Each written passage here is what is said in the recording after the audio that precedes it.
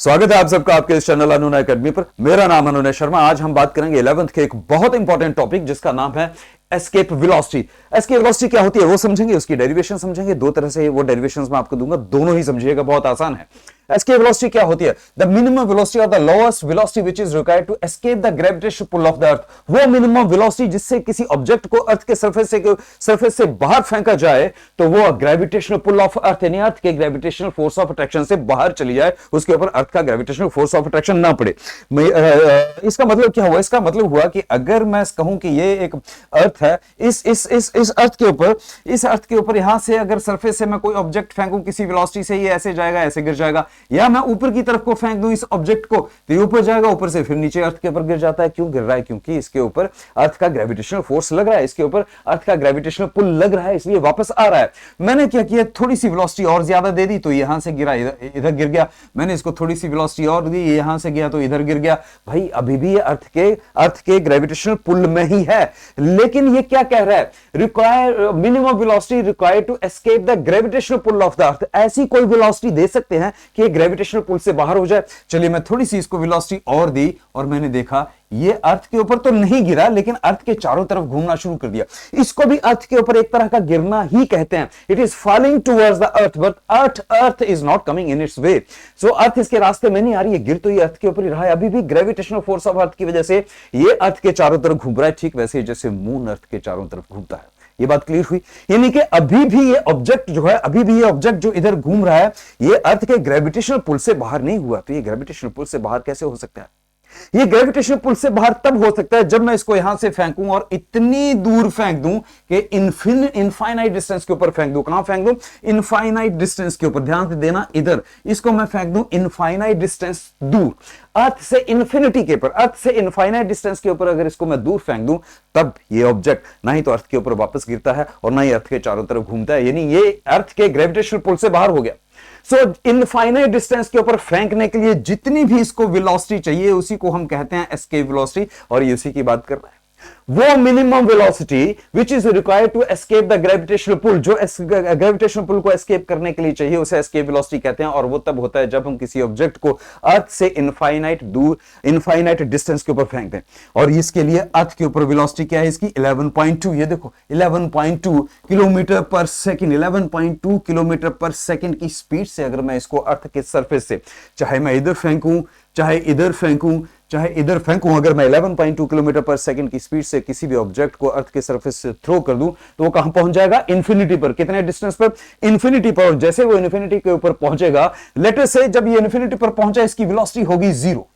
यहां से फेंका वी वेलोसिटी से, यहां इनफाइनाइट डिस्टेंस के ऊपर बाद अगर इसकी वेलोसिटी 0 होगी तब भी अर्थ के ऊपर वापस नहीं आएगा, यानी ये अर्थ के ग्रेविटेशनल पुल से बाहर चला गया। इसकी वेलोसिटी 0 हो भी सकती है, नहीं भी हो सकती है। ज्यादा होगी तो आगे चला जाएगा, 0 होगी तो तब भी ये अर्थ के सरफेस के ऊपर वापस नहीं गिरेगा, ना ही अर्थ के चारों तरफ चक्कर लगाएगा, यानी ये ग्रेविटेशनल पुल से बाहर हो गया। तो वो वेलोसिटी जो इसको इनफाइनाइट डिस्टेंस के ऊपर थ्रो कर देती है, या वो वेलोसिटी जो इसको अर्थ के ग्रेविटेशनल पुल से एस्केप कर देती है, वेलोसिटी को हम एस्केप वेलोसिटी कहते हैं।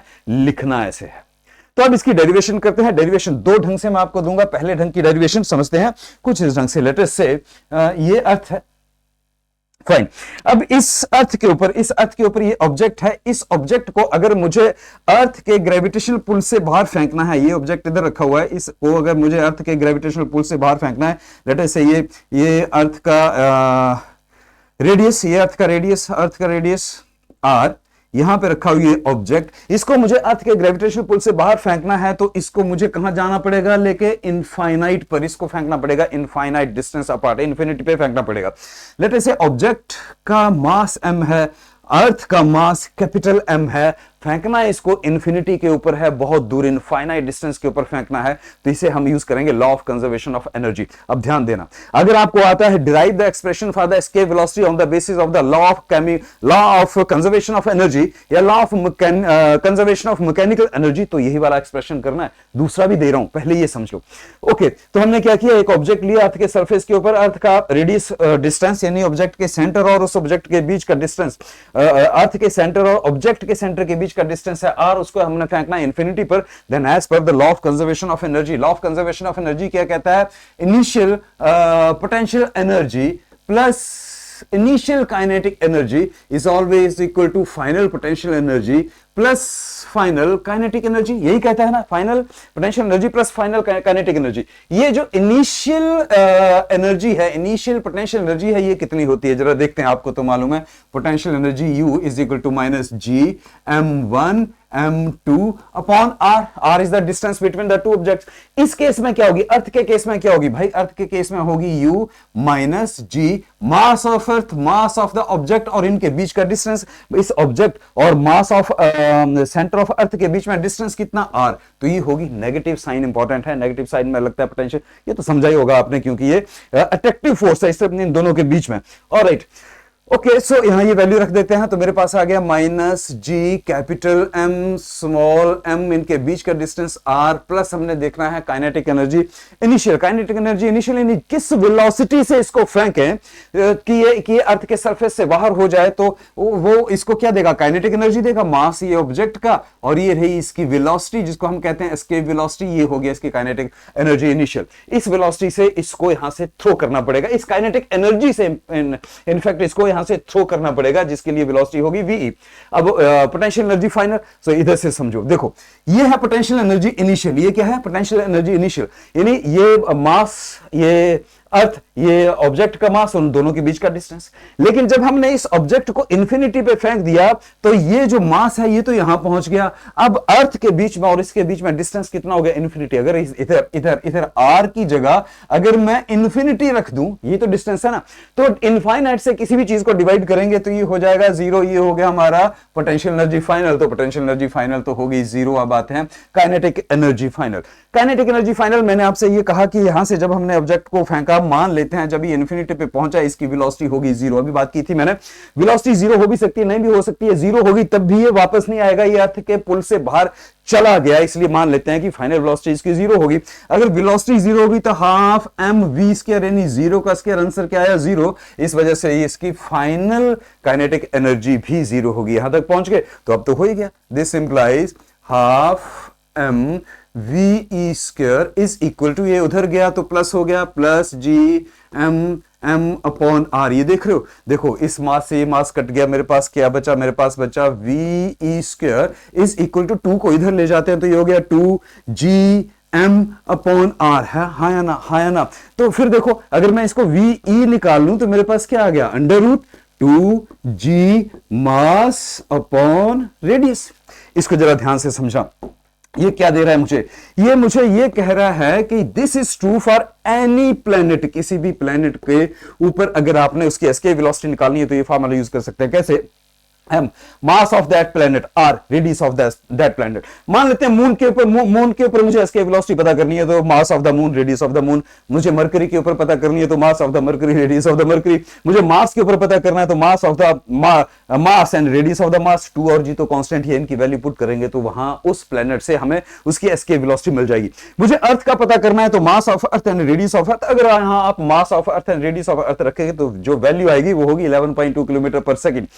तो लेकिन इसको थोड़ा और सिंपल करते हैं, अर्थ के लिए हमें मालूम है, वी नो, हमें क्या मालूम है भाई, हमें मालूम है कि G is equal to G M upon are square. यहां से क्या आ गया मेरे पास, G are square is equal to G M आ गया। अब ये जो जी एम आया, इसकी इस जी एम की जगह ये रख देनी है हमने वैल्यू जी आर स्क्वायर, तो इसके वेलोसिटी इसके लिए मेरे पास क्या आ गई, v e is equal to two, ये टू जी एम की जगह क्या रखना है, जी आर स्क्वायर रख दो जी आर स्क्वायर अपॉन क्या था आर, तो इसको ऐसे रख दो, ये लग गया अंडर रूट। अब जरा देखो स्क्वायर के साथ आर कटा या नहीं, हाँ गया। फाइनल क्या बच गया मेरे पास, ये बचा v e is equal to two G r under root.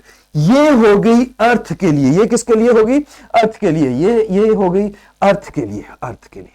क्यों अर्थ के लिए, क्योंकि G on earth, R radius of the अर्थ, जैसे ये चीजें डालेंगे हमारे पास फिर आंसर आ जाएगा 11.2 किलोमीटर पर सेकेंड। ये गॉट इट। तो जब क्वेश्चन आए find out the expression for the escape velocity on the basis of the law of conservation of energy, तो या law of conservation of mechanical energy, तो इसी ढंग से करना है, इस ढंग को नोट कर लो, थोड़ा स्क्रीनशॉट लेना चाहो तो ले लो।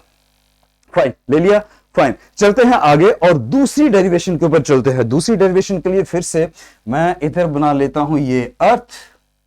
फाइन, इस अर्थ के ऊपर ये रहा इसका रेडियस r, यहां एक ऑब्जेक्ट, ओके, यहां पे मैं एक ऑब्जेक्ट ले लेता हूं, लेटर से ऑब्जेक्ट है यहां, इसका मास है m।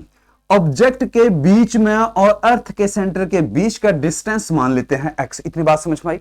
Late us consider an object of mass m at a distance of x from the centre of the earth. और मास ऑफ अर्थ तो आपको मालूम ही है, कैपिटल M है। यहां तक क्लियर हो गया। So let us consider an object of mass m at a distance x from the center of the earth. Then there is some force acting on this object. There is some force between the earth and the object. This force, according to gravitational law, this force can be given as F is equal to g, mass of earth, mass of that object upon उनके बीच के distance का square, जो कि x है। ये हो गया x square. यहां तक बात समझ में आई, यहां तक ठीक है, ये क्लियर हो गया। ये फोर्स ऑफ अट्रैक्शन इनके बीच है। ये जो मैंने डिस्टेंस लिया ऊपर, ये चाहे यहां ले लो, चाहे यहां ले लो, चाहे यहां ले लो, चाहे यहां ले लो, इससे कोई फर्क नहीं पड़ना है। ये सिर्फ आपको समझाने के लिए ऊपर यहां पे रखा गया है। अब बात यहां से समझना शुरू करना। मुझे यह पता करना है कि अगर मैं इस ऑब्जेक्ट को इधर सरफेस से सीधा फेंकूं इंफिनिटी पे, तो क्या होगा? तो एक्सप्रेशन निकालना है ना, तो वेलोसिटी निकालनी है ना। तो उससे पहले मैं ये देखूं कि अगर मुझे इस ऑब्जेक्ट को यहां ले जाना है, छोटे से डिस्टेंस dx से ले जाना है, यहां से कहां ले जाना है? dx, छोटा सा डिस्टेंस dx। तो ये जो फोर्स है इनके बीच में, जो फोर्स ऑफ अट्रैक्शन है, इसके अगेंस्ट मुझे काम करना पड़ेगा। काम करूंगा तो कुछ वर्क डन होगा। वर्क डन होगा भाई, तो वर्क डन को लिख लेते हैं। तो work done to take this object of mass m through a small distance dx can be given as force into dx। यही हुआ, force into distance, force into dx। तो फोर्स कितनी है मेरे पास? देखो g m m, इसकी value रख दूं तो मेरे पास आ गया ना। देखो g m, ये m upon x square into dx, ये बन गया काम। यहां तक हो गया। ये जो फोर्स लगी, ये फोर्स है छोटी सी डिस्प्लेसमेंट के लिए। फिर से ध्यान देना, ये जो वर्क डन, ये जो वर्क डन है, सॉरी, ये वर्क डन है छोटी डिस्प्लेसमेंट, dx की डिस्प्लेसमेंट के लिए वर्क डन इतना। लेकिन मुझे तो ये डिस्प्लेसमेंट चाहिए इंफिनिटी तक। अब ध्यान देना, अगर मैं छोटे डिस्प्लेसमेंट के लिए वर्क डन निकाल सकता हूं, तो क्या इन्फिनिटी के लिए नहीं निकाल सकता? कैसे निकालना है मालूम है आपको? इंटीग्रेशन से। इंटीग्रेट कर दें इस छोटे वाले वर्क डन को, इंटीग्रेट कर दें कहां से? From r to infinity. इधर सरफेस के ऊपर मैंने रखा हुआ है, तो डिस्टेंस सेंटर से सरफेस तक का उस ऑब्जेक्ट का है r डिस्टेंस के ऊपर तो ऑलरेडी है, लेके कहां जाना है? इंफिनिटी तक। तो इसको मैं इंटीग्रेट कर देता हूं। So total work done in taking, तो ये small amount of work done, okay, total work done in taking this object from the surface of the earth, that is from the distance r to infinity, can be given as integration। कहां से? Initial position क्या है? r, लेके कहां जाना है? Infinity. So r से infinity f into dx। So ये क्या हो गया मेरे पास? Integration r to infinity g capital M small m upon x square dx हो गया। कर लो जी। वर्क डन कितना आ गया? देखो ये तो हो गया कॉमन, g कांस्टेंट है, g mass of earth constant है, mass of the object constant है, ये बाहर आ गया। यहां पे लगाया फ्रॉम r टू इंफिनिटी, बचा क्या मेरे पास? 1 अपॉन x स्क्वायर dx, यही बचा। अच्छा, इसको मैं ऐसे भी तो लिख सकता हूं, देखो, work done is equal to g mass of earth, mass of this, ये हुआ r टू इंफिनिटी। इसको लिख सकता हूं x माइनस 2 dx, ये तो मालूम ही है, x स्क्वायर से ये x ऊपर जाएगा तो x माइनस 2 dx हो गया। अब इसको इंटीग्रेट कर लेते हैं। So work done is equal to g mass of earth, mass of this, integration करो, क्या हो गया? x की -2 प्लस 1 अपॉन -2 प्लस 1, कहां से बेटा? r से इंफिनिटी तक। यहां तक ठीक है? यहां तक कुछ पूछना है? क्लियर है ये? अब इसको थोड़ा और सॉल्व कर लेते हैं। देखो, -2 प्लस 1 क्या बचा? -1। तो और ये x -2 प्लस 1 क्या बचा? x की -1। तो मेरे पास क्या आ गया? मेरे पास ये रिलेशन आ गया, work done is equal to g m m upon g m m। ये देखो, ये हो गया x -1 अपॉन -1। ये बात ठीक है? ये बात समझ में आई? x -1 upon -1। इस माइनस को मैं इधर ले आऊं तो वर्क डन कितना हो गया मेरा? माइनस की पावर हो गई इधर बाहर, ये बचा मेरे पास माइनस की पावर बाहर। Work done is equal to -g m m, और ये माइनस के बाद ये x -1 को कैसे लिख सकता हूं? x -1 को कैसे लिख सकता हूं मैं? x -1 को कैसे लिख सकता हूं? 1 अपॉन x लिख सकता हूं। और ये कहां से कहां तक चला गया? फ्रॉम आर टू इंफिनिटी, ये भी फ्रॉम आर टू इंफिनिटी। यहां तक बात समझ में आई, फ्रॉम आर टू इंफिनिटी, ये from r to infinity. Solve कर लेते हैं। So work done is equal to minus G m m, लगाओ G, 1 upon final minus initial, 1 upon infinity minus 1 upon r, 1 upon infinity तो हो गया zero, तो work done मेरे पास क्या बचा, minus G capital M small m, zero minus 1 by are.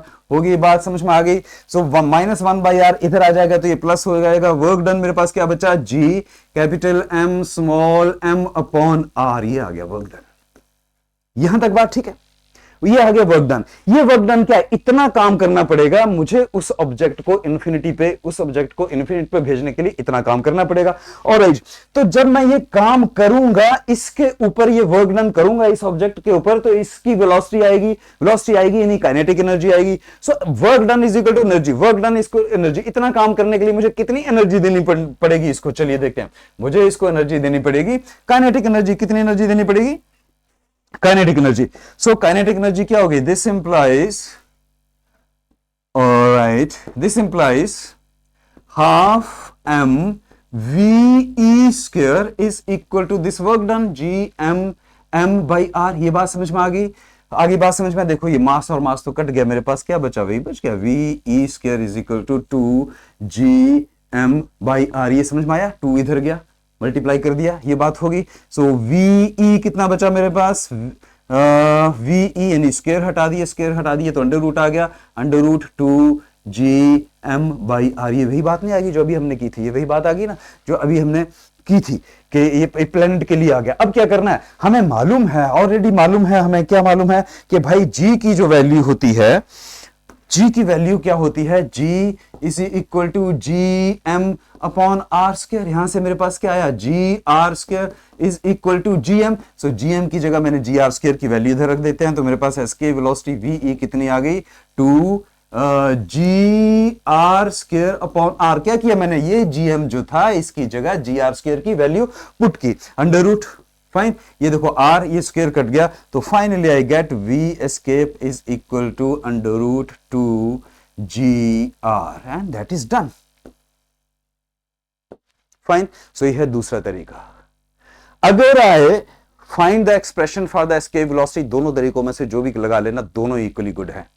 लेकिन अगर स्पेशली आए कि एक्सप्रेशन फाइंड आउट करो escape velocity, the escape velocity का on the basis of law of conservation of energy, तो पहले वाला ही करना है। बात समझ में आई? Thank you.